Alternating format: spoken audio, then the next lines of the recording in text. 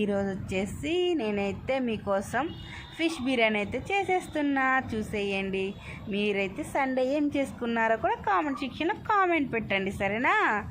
ఈరోజు వచ్చేసి ఫిష్ బిర్యానీ చాలా అందరూ చెప్తున్నారు ముక్క అయితే ఇరిగిపోతుందని చెప్పేసి. నా స్టైల్ అయితే ట్రై చేసి చూడండి, మీకైతే ముక్క చూడండి అస్సలు విరగదనమాట. చాలా అంటే చాలా బాగుంటుంది టేస్ట్ కూడా. మీరు ఇంకొక లెవెల్ అనే చెప్తారు నాకు. చూడండి, ఫిష్ మీరు మధ్య తోక ముక్క తలకాయ తీసేయండి, మధ్య ముక్కలు మాత్రమే ఉంచుకోండి.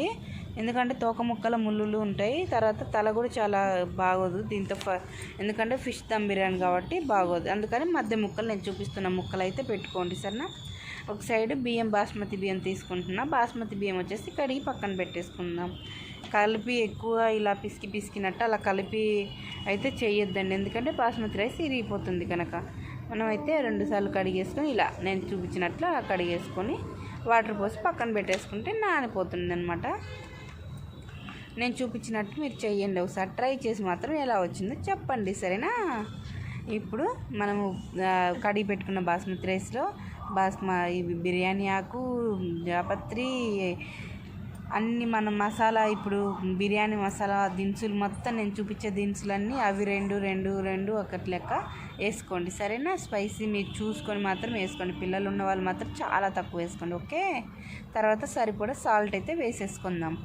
సాల్ట్ వేసేసుకొని ఒక్కసారి కలపెట్టుకున్న తర్వాత ఇప్పుడు మీరు నెయ్యి కానీ లేదంటే నెయ్యి లేదు అనుకుంటే కానీ ఒక 2 స్పూన్ కానీ నూనె యాడ్ చేసుకోవచ్చు. మనం ఆల్రెడీ ఫిష్లో కలిపి పెట్టుకున్న నిమ్మ దెబ్బ ఉంటుంది కదా, ఆ నిమ్మ దెబ్బ వచ్చేసి ఇప్పుడు బియ్యంలో అయితే వేసేసుకుందాం. అన్నం ఉడికేటప్పుడు మనకి ఇత్తులుగా వస్తుందన్నమాట నిమ్మ దెబ్బను అలా వేసేసుకున్నా కానీ ఏం కాదు, తర్వాత మనం ఉడికిన తర్వాత తీసేసుకోవచ్చు.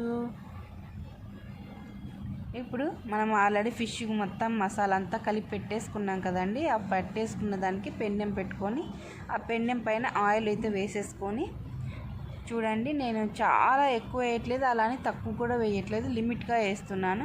మనం ఆల్రెడీ అన్ని మసాలాలు కలిపేసి పెట్టుకున్న ఫిష్లు మొత్తం తీసుకొని పెన్నెం మీద ఇలా వేసేసుకొని ఫ్రై అయితే చేసేసుకోవాలి. అబ్బా ఎంత బాగుంటుందంటే అంత బాగుంటుంది. మేమైతే ఈరోజు సండే మా ఆయన అయితే తీసుకొచ్చి ఫిష్ బిర్యానీ అడిగాడు అనమాట. అందుకని చెప్పేసి నేను ఫిష్ బిర్యానీ చేసేస్తున్నా. మా సండే స్పెషల్ వచ్చి ఫిష్ బిర్యానీ. మీరేం చేసుకున్నారో చెప్పండి, మర్చిపోకండి. ఇలా ఒక సైడ్ ఫ్రై అయిన తర్వాత ఇంకో సైడ్ అయితే తిప్పేసి గోల్డెన్ కలర్ వచ్చేసిన తర్వాత బాగా, అంటే మరీ కాల్ చేయొద్దండి, అలా అని మరీ కాలకుండా కూడా తీయొద్దండి. ఎందుకంటే గట్టిగా ఉన్నాయనుకో అది మొత్తం బిర్యానీలో చాలా టైట్ అయిపోతుంది అనమాట. ఇప్పుడు లైట్గా ఫ్రై అయిందనుకో బిర్యానీలో ఇరిగిపోతుంటుంది. మనం అలా చేయకుండా చాలా బాగా చేసుకోవడానికి ఇలా గోల్డ్ కలర్లో వచ్చేస్తే సరిపోతుంది. ఆల్రెడీ మనకు దమ్లో పట్టేసుకుంటుంది కదా ఫ్రెండ్స్, అందుకని చెప్పేసి ఇలా గోల్డ్ కలర్ అయితే వచ్చేస్తే తీసేసుకోవడమే. ఇప్పుడు ముక్క చాలా బాగా ఫ్రై అయిపోయింది. ఇప్పుడు మనం ఈ ముక్కలన్నీ చిన్నగా ప్లేట్లో తీసేసుకుందాం. అలా మనం ఫ్రై చేసిన నూనె మొత్తం ఒక జల్లెల్లాగా పెట్టేసుకొని ఆయిల్ మొత్తం జల్లెల్లో వేసేసుకుందాం. అంటే మసాలా ఎక్కువ అయిపోతుంది కదా, అందుకని మసాలా పక్కన పెట్టేసుకొని అది జల్లి వేసుకున్న తర్వాత దాంతో మనం సన్నగా చాప్ చేసుకున్న ఆనియన్స్ అయితే కట్ చేసుకొని వేసేసి బాగా ఫ్రై చేసుకోవాలి ఫ్రెండ్స్. ఫ్రై అంటే మనకి ఇప్పుడు మధ్యలో ఫ్రై చేసుకున్న ఆనియన్స్ వేసుకుంటాం కదా, దానికోసం అనమాట. ఇలా ఫ్రై చేసుకుంటే చాలా బాగుంటుంది, ఎందుకంటే ఆల్రెడీ మసాలా ఉంటుంది కాబట్టి ఆయిల్లో ఇలా ఫ్రై చేసుకుంటే బాగా మసాలా కూడా పట్టుకుంటుంది ఆనియన్స్కి, చాలా బాగుంటుంది అనమాట. చూడండి, ఇది కూడా చాలా ఫ్రై చేయొద్దండి, అలా అని లైట్గా కూడా చేయొద్దండి, నార్మల్గా చేసేసింది. దాంతో హాఫ్ తీసి పక్కన పెట్టేసుకుని తర్వాత ఒక స్పూన్ వచ్చేసి మనం నెయ్యి అయితే వేసేసుకుందాం. నెయ్యి వేసేసుకున్న తర్వాత బిర్యానీ దినుసులన్నీ చాలా తక్కువగా అయితే వేసేసుకోండి. నేనైతే మా ఇంట్లో అందరు పెద్దవాళ్ళే ఉంటారు కాబట్టి నేనైతే కొంచెం ఎక్కువగానే వేస్తున్నాను. తర్వాత అల్లం వెల్లుల్లి పేస్ట్ కూడా దాంతోనే వేసేసుకుందాం. అలా వేసేసుకొని బాగా కలిపేసిన తర్వాత నేనైతే 4 మిర్చి తీసుకొని మొత్తం అడ్డంగా కోసేసిన తర్వాత మనం ఆల్రెడీ 4 టమోటాస్ తీసుకొని బాగా మిక్సీ చేసేసుకోవాలన్నమాట. మిక్సీ చేసుకున్నది వచ్చేసి ఫ్రై చేసుకోవాలి. ఫ్రై అయిపోతూ ఉంటుందన్నమాట. మనం ఈలోపు రైస్ కూడా పెట్టేసుకుంటాం అనమాట.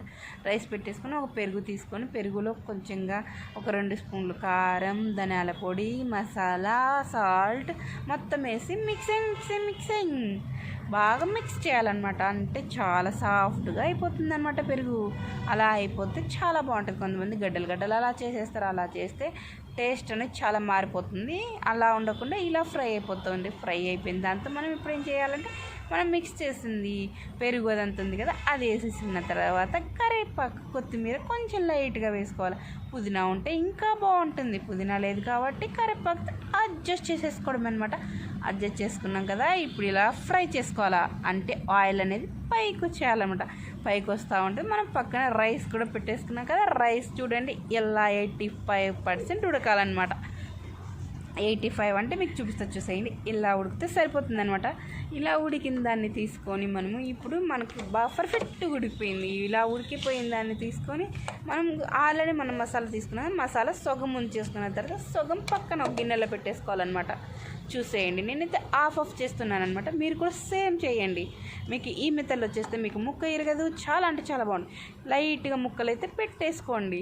పెట్టేసుకున్న తర్వాత కొత్తిమీర చల్లేసుకోండి. పుదీనా ఉంటే ఇంకా సూపర్ అని చెప్పాను కదా, పుదీనా కూడా చల్లేసుకొని మనం ఆల్రెడీ ఆనియన్స్ ఫ్రై చేసి పెట్టుకున్నాం కదా, ఆనియన్స్ చల్లేసుకోండి. చల్లేసుకున్న తర్వాత మనం ఆల్రెడీ ఆఫ్ తీసి పెట్టుకున్నాం కదా, ఇప్పుడు రైస్ వేసేసిన తర్వాత హాఫ్ రైస్ వేసేసి రైస్ పైన మళ్ళీ కర్రీ పెట్టేసి దానిపైన ఫిష్ పెట్టేసుకోవడమే. ఫిష్ పెట్టేసి చూడండి నేను ఎంత ఈక్వల్గా పెట్టానో మీరు కూడా సేమ్ అంటే సేమ్ పెట్టేయండి, సరేనా.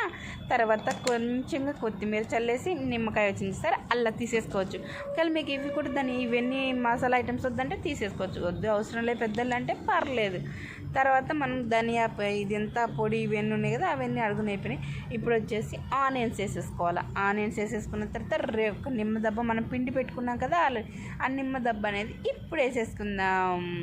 తర్వాత వచ్చేసి మనకు ఆల్రెడీ ఉడికిందంతో వాటర్ ఉంటుంది, కొంచెం అయితే చల్లేసుకుందాం. చల్లేసుకున్న కొంచెం వీడియో స్కిడ్ అయిపోయింది, సారీ.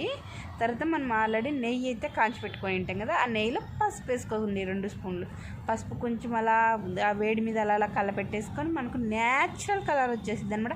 మీరు కలర్లు మాత్రం అస్సలు యూజ్ చేయొద్దండి, ఎందుకంటే చిన్న చిన్న పిల్లలు కూడా తింటారు కాబట్టి ఎంతో ఇష్టంగా. అస్సలు యూజ్ చేయొద్దండి. ఈ కలర్ న్యాచురల్గా వస్తుంది అనమాట. ఖచ్చితంగా ట్రై చేయండి. ఇది నా చిట్కా అనమాట. నా చిట్కా కనుక మీకు నచ్చినట్టయితే నా కామెంట్ షీట్లో కామెంట్ చేయండి, ఓకే. ఎంత బాగుంటుందో చూడండి. ఇది న్యాచురల్ కలర్, ఫుడ్ కలర్ అస్సలు యూజ్ చేయను. సాయిల్ పేపర్ పెట్టేసి బాగా టైట్గా ఇప్పుడు డక్కన్ పెట్టేద్దాం. డక్కన్ పెట్టేసి ఇప్పుడు 15 నిమిషాల దాకా బాగా కుక్ చేద్దాం, ఓకే. కుక్ చేస్తే ఎంత మంచి స్మెల్ వస్తుందో మా కాలనీ మొత్తం చాలా బాగుంది. ఏం చేసావు ఈరోజు అనేసి నేను చెప్పేసి సండే స్పెషల్ చేశానని చెప్పాను అనమాట. మా ఫ్రెండ్కి కూడా పిలిచి పెట్టా, చాలా బాగుందిరా అని చెప్పింది. తన వీడియో తీద్దాం అనుకుని కాకపోతే కుదరలేదు, సడన్గా వచ్చింది కాబట్టి నెక్స్ట్ టైం తీసి చూపిస్తా, ఓకే. చూడండి ముక్క ఎంత బాగుంటుందో, ఇరగని కూడా ఇరగదు. మీకు కనుక ఇట్లా పెట్టుకొని చేత అవ్వకపోతే కొంచెం పెద్దది వెలాడపాటి ప్లేట్ తీసుకొని దాంతో మొత్తం సర్వ్ చేసుకొని నీట్గా అయితే వడ్డించుకొని చూడండి. టేస్ట్ అయితే మా వారు చెప్పారు చాలా అంటే చాలా బాగుంది. లక్కీని అయితే టేస్ట్ అని చెప్పారు. ఓకే ఫ్రెండ్స్, నచ్చితే లైక్ చేయండి. Bye bye.